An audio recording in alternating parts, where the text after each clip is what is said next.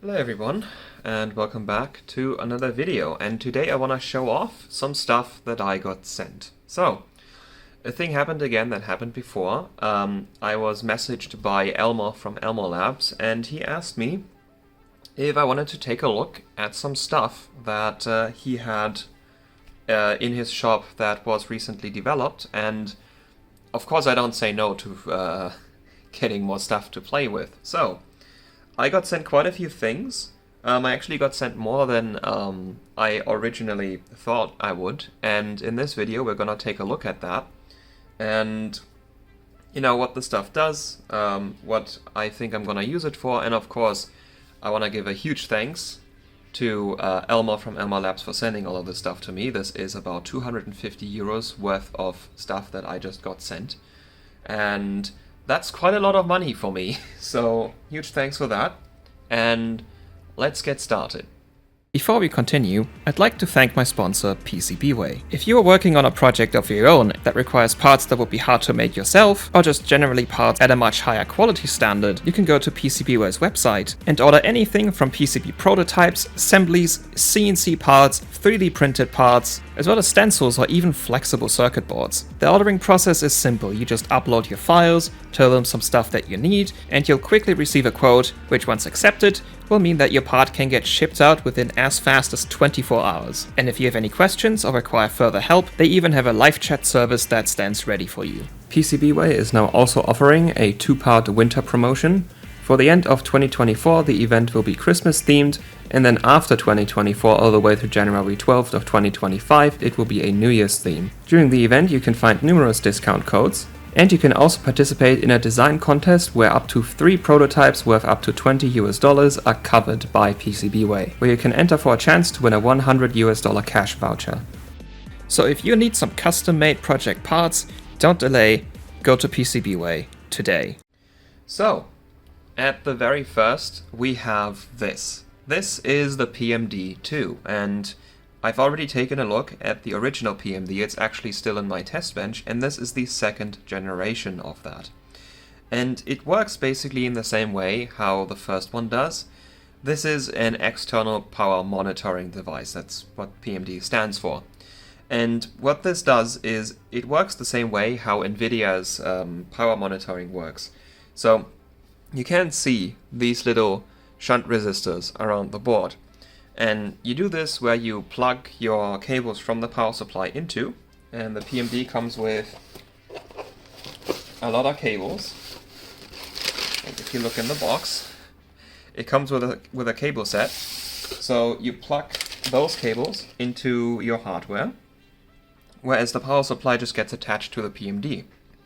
So all the power going to your system flows through the PMD, through the shunt resistors, and because the shunt resistors have a known resistance, you can measure the voltage before and after the shunt, and because you know the resistance, and because you also know the voltage drop over the resistor, you can calculate how much current is flowing through it, and therefore how much power you're drawing.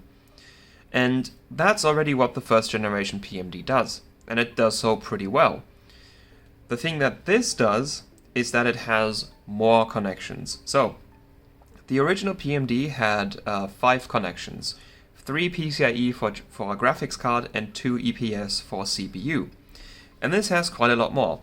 It still has the 3 graphics card connections, and it still has the 2 CPU connections, but it has, as you can see, also a 24-pin for your motherboard, and it also has the new NVIDIA connector, like the one that catches fire sometimes. So, it has those extra inputs. It also has a bigger display. Like the PMD1's display is pretty small. It basically only fits 4 numbers on it. This should fit quite a lot more.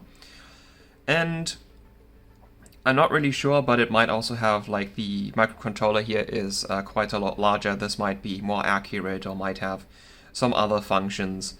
I haven't, connected this yet, so I don't really know, if this shows any extra stuff in the software. But I really, really like the ability to also measure the 24-pin. Because that was the one problem with the PMD1.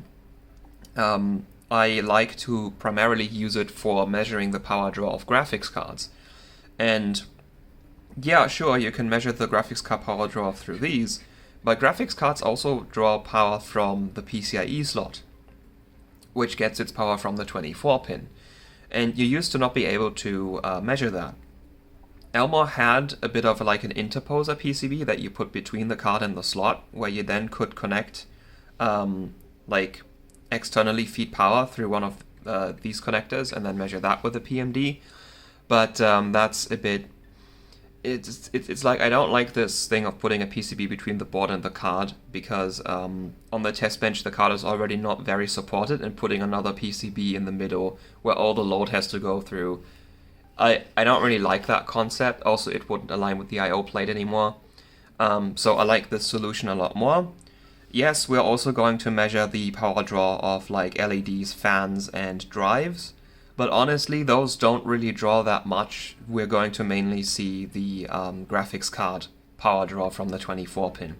So, I really like that this is included, because now we can measure the entire system's power draw, and we don't rely on something like wall power, where the power supply's inefficiency is also in it.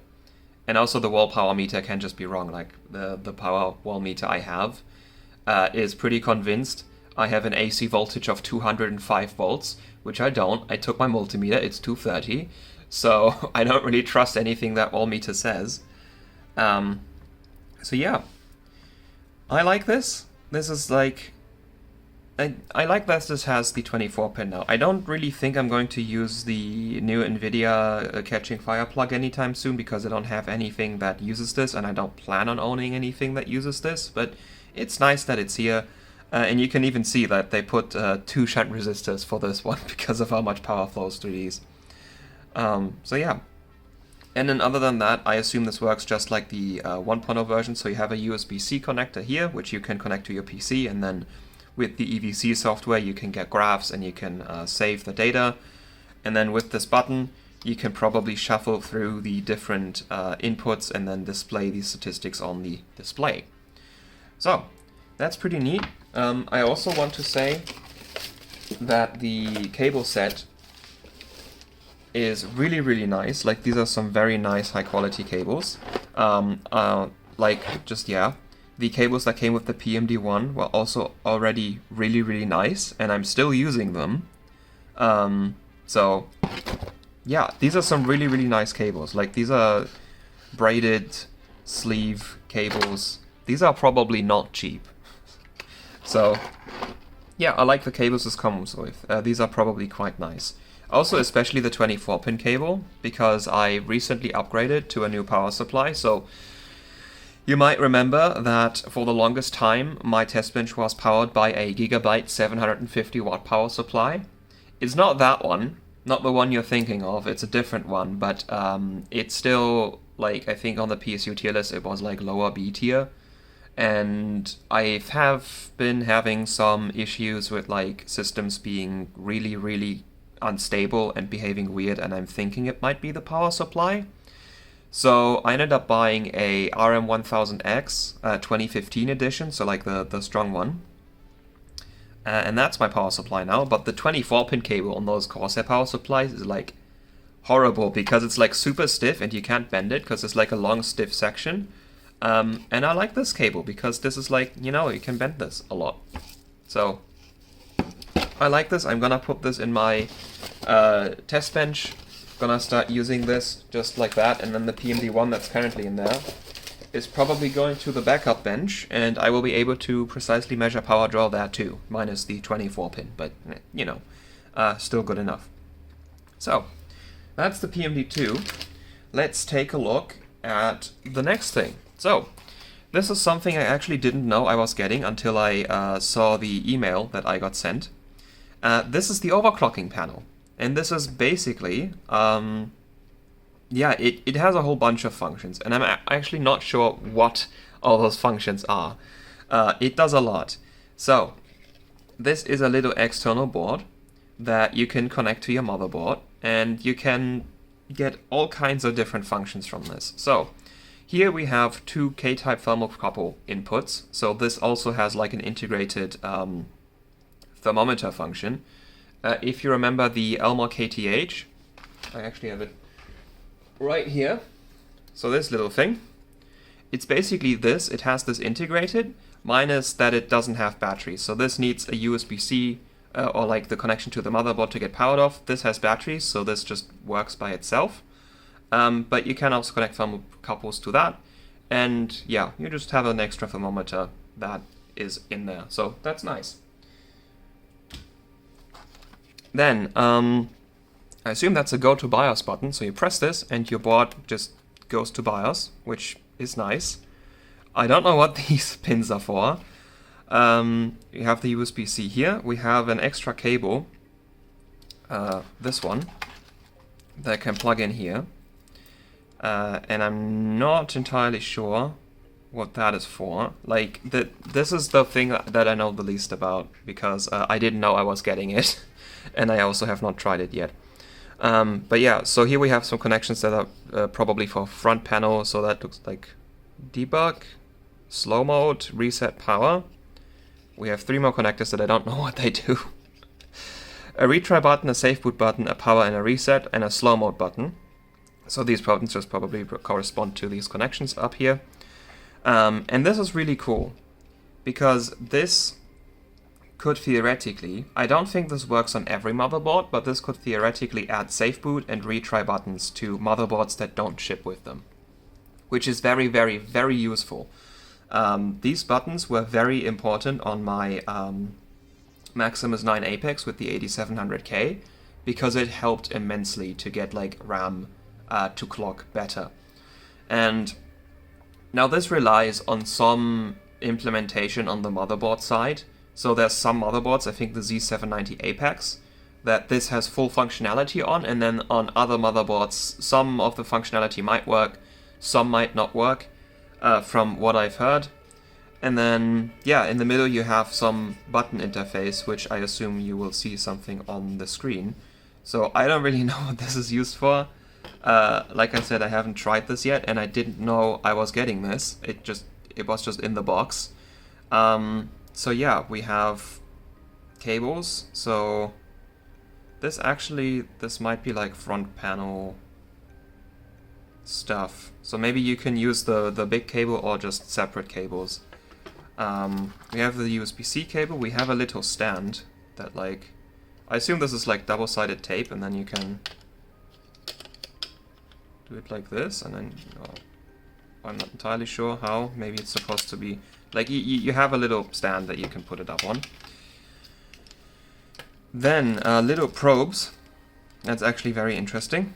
I'm not entirely sure what those are supposed to be used for. We have the thermocouples and we have more wires. So yeah, I'm pretty excited for using this, because obviously I'm aware that this is not gonna just work on every motherboard, but you know, if for example we have the Clarkdale comp and I get the BIOS button or the retry button or the safe boot button to work, or even the slow mode button, that would be very helpful, because the boards that we're using are like low to mid-range gigabyte boards that just happen to be really good at FSB and nothing else. So they don't have any like quality of life features, and this might be able to add some of them.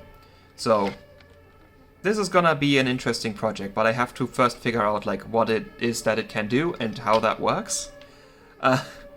So yeah, I'll have to look into that, and like when I figure all of this out, there might be another video on this. Yeah, and there might also be another video about the last thing. So this is the external clock board, and this thing is interesting. So it is this little board, and while it has a USB-C connection, I was told by Exelberries that this is actually completely, like, it works completely by itself. You don't need to connect this to a computer, it just works through these buttons. And I guess the USB-C is for power? I don't know, but like apparently there's no software you control this with, it's just with the board itself. And yeah, I mean the name kinda tells you what it does. It's an external clock board. And what this can be used for is replacing the crystal oscillator on like a motherboard or a graphics card. So basically this is an external clock gen that you can manually add to something. So this is really cool, and it can even do two things at the same time. It has like two outputs. And then, yeah, like one... I'm not entirely sure why you have 4 outputs and it gives you 3 wires, but yeah, we'll have to see. But apparently it has 2 outputs. And yeah, so like this one is you connect this to your oscilloscope to check the frequency of a clock signal. And then these are for connecting these little daughter boards, which you can then solder onto to connect to the parts on whatever you are modding. So basically the idea is that you remove the little crystal oscillator, like the little, I think 72 megahertz is the frequency it usually has. You remove that, and instead you solder on one of these little boards, and then with the main board you can control the frequency it puts out. So instead of 72 megahertz you could do 73, 74, and this forces the system to overclock. Like, it just overclocks the system. It bypasses all overclocking limitations.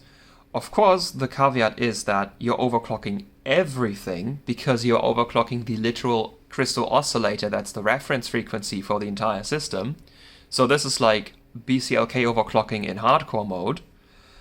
So you'll probably not get super far because you will probably run into like some issues because everything gets overclocked. But theoretically, like, this bypasses all limitations. Like, no power limits, no throttle limits. Like, as long as the clock doesn't go into like safe mode and lowers itself all the way down. Even though, like, you could still change that, but you would have to raise the frequency by a bunch, and by that point you probably run into like limits with like PCIe or like the I/O ports or something. But yeah, you could theoretically bypass any clock limit by this. You can overclock locked CPUs, locked graphics cards, like all that sort of stuff. And specifically for graphics cards, this is gonna be quite interesting because there's less stuff on there that could have issues. You will still be overclocking the PCIe interface and like the display port circuitry. But like, according to Exaberries, on the graphics card it's easier to get the clock up than it is on motherboards. So this might work, because I was specifically thinking about thinking back to one of the cheap-ass chips comps, specifically the, what was it, RV710 comp, where we had like these really small, low-profile ATI graphics cards, which used legacy ATI drivers. And I hated the legacy ATI and just legacy AMD drivers as a whole. Like, everything before the HD 7000 series is just a pain to deal with. I do not like the drivers. And this could be a nice way to solve those driver problems, because instead of having to rely on the driver working, you just get a driver that has good efficiency, and you just don't overclock in the OS. Or like, you only do memory clock in the OS maybe, and then you do your actual overclocking with this, which is like an option for that. So that could be interesting, because you can just get rid of a whole bunch of driver problems. The only issue is then that, again, you're overclocking everything, so not just your core, you're also overclocking memory and all the other stuff that has a frequency on the card. So yeah, you're probably going to have to still somehow work with the driver a bit, but you can reduce your reliance on the driver quite a lot. And yeah, this would be interesting. I have a bunch of old legacy cards from ATI, AMD, and NVIDIA that I haven't messed with yet. I got them once as like a giant box deal sent from someone, and I feel like testing this out with some of those, because like they're old legacy cards, I don't really care about them, so like if they break, who cares? So I'm thinking about testing this out with some of those. So yeah, so that's the ECB, the external clock board. That'll be quite interesting. And those are the 3 things that I got sent. So, yeah. I mean, all of this stuff is pretty interesting. I hope I can get the overclock panel to work with some older boards. Because, like, it does mention it's specifically designed for, like, the Z790 Apex where it has full control. I think there's also some ASRock board where it's kind of specifically designed for. And that's newer generations. I don't own any of that hardware. So I hope I can get this to work on some older boards. Because this would be really useful to have, like, these buttons working and stuff like that. So I hope I can get this work on some older platforms. Already talked about the plans with the external clock board. And, well, this is also just gonna help being more useful with power draw. Like, I've talked about this before, how both the PMD and my oscilloscope can be very useful when you do overclocking. Because I think it was the HD 6850 cheap-ass comp, where we had modded memory timings, and while the bench was running, you would lose display out when you're really pushing the card. So you literally can't see anymore. But the benchmark is still running, so how do you know if your card has crashed or not? And one of the ways to find out was I connected an oscilloscope probe to it, and I looked at the waveform, and I could see, like, the waveform repeat with every single frame it rendered. So I could even see, like, dropped frames, so, like, light instability, or if the waveform disappeared, I could see, oh, the card has crashed. But you can also do this in a similar way with a PMD, where you just take a look at the power consumption. Because if the power consumption goes down suddenly, that's probably the card crashing. So you can also do that. This already works with the PMD1, but with this it's going to be even more accurate. So, yeah, I'm just going to put this in my main test bench, and the PMD1 I have goes to the backup. So both test benches have a PMD. So, that's cool.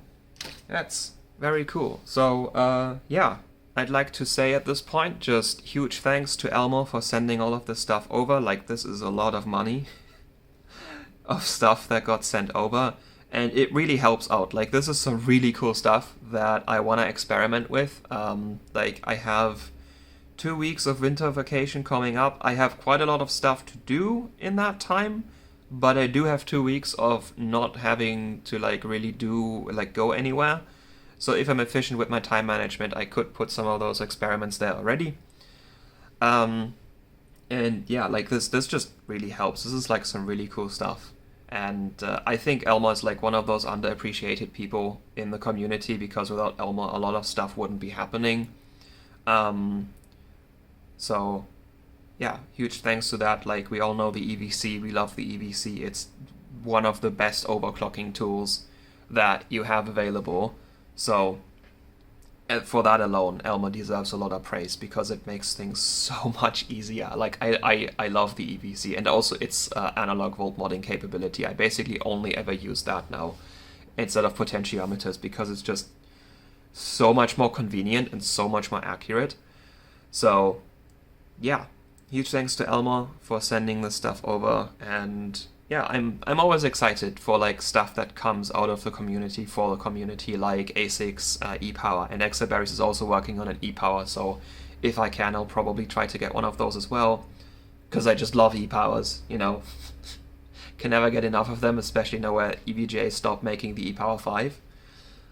So, yeah, I don't want to ramble anymore, so those are the things that I got sent, and I don't know if the PMD2 will have a dedicated video about it, because it's like a power management device. You might see it appear on, like, other videos though, where I just use it, and then the overclock panel and the external clock board. Those might have dedicated videos about them, because I do want to figure those out first, experiment a bit, and then, you know, show off how they work, because, like, right now I don't really know exactly how they work and what it is that they can all do, especially the overclock panel. So, yeah, I'm gonna mess around with them a bit when I get time, and we'll see. Maybe that'll be a video. All right. With that, I think everything is said. So until next time, goodbye.